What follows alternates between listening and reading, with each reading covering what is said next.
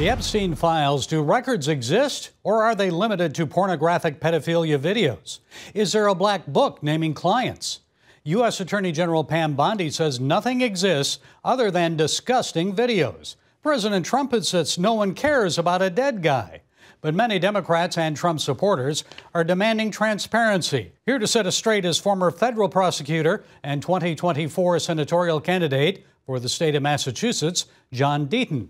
John, questions over Jeffrey Epstein, an alleged client list, remain despite comments from Attorney General Bondi and President Trump. So why, in your opinion, won't this controversy die? Well, I got to tell you, President Trump has probably had the best political instincts of any modern politician for years, but I think he misread the room here because I don't think this issue is going away. And if you look back at some of his most fierce supporters, including his son, Don Jr., they were out there pounding the table. Dan Bongino, Kash Patel, all of these individuals were demanding that the Epstein file, the client list, be released. Pam Bondi said it was on her desk. Now, apparently, there was nothing on her desk, according to her. And so I think people just want transparency and they don't want this to be pushed under the rug. We're talking about the largest child sex trafficking operation in American history. And I think President Trump's going to have to address it again. Well, you mentioned Deputy Director of the FBI, Dan Bongino. He reportedly threatened to resign, but he backed off after talking with the president. So what do you think Trump told him to get him to change his mind? Well, I think that Trump reminded him, as Trump tried to remind America, of some of the very good things that are happening. Illegal crossings at the border down 93%, companies investing trillions of dollars, inflation down, oil prices down, egg prices down. So there's lots of positives.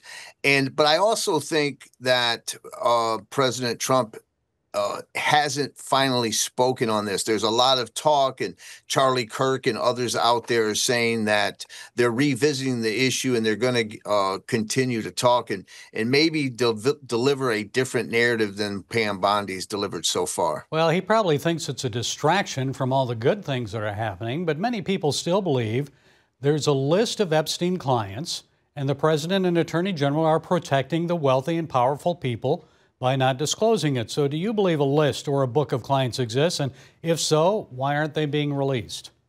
Well, listen, we know that there's files. Now, whether or not there is a black book, that says Epstein list on the front cover is one thing, but there's no doubt they have files. Listen, J.P. Morgan Chase, the largest bank in the world, settled with Epstein victims for $290 million and settled with the U.S. Virgin Islands for $75 million for financing Epstein's operation. And in that complaint and in that case, people are identified of having participated with Epstein. So they know there's people out there. We know the flight logs are out there. We know that former President Bill Clinton visited the island. Bill Gates was at the island. And so we know that these names exist. And for some reason are not being produced. And I think ultimately something's going to have to be produced, in my opinion. Well, longtime Trump ally Laura Loomer says there should be a special counsel appointed to investigate. But you and I know Trump doesn't like special counsels. So I doubt Bondi or a Republican-led Congress would do that, or would they?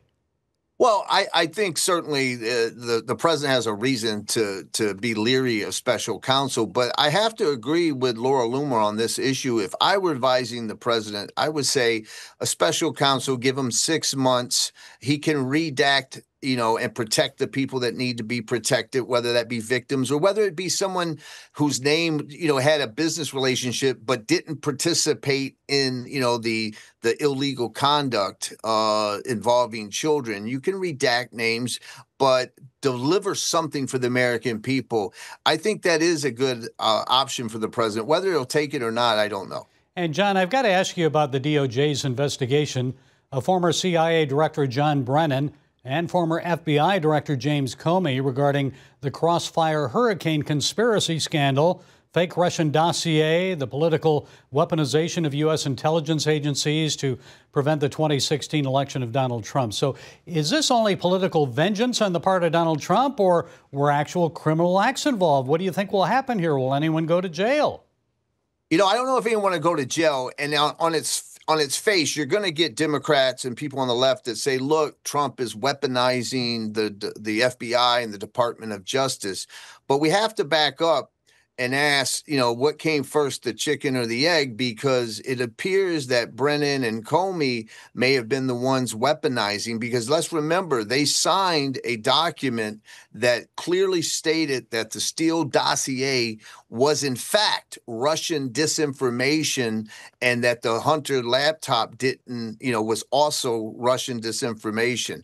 And that was a lie. And so were they incompetent, or were they weaponizing, you know, the Department of Justice and FBI? And so I think that we're going to see some investigation of them. Okay, Brennan, Comey, and of course, Epstein. We'll see how all of this flushes out. Former federal prosecutor, 2024 Senate candidate John Deaton. Thank you, John, for setting us straight today. We appreciate it. Thank you. Talk to you soon.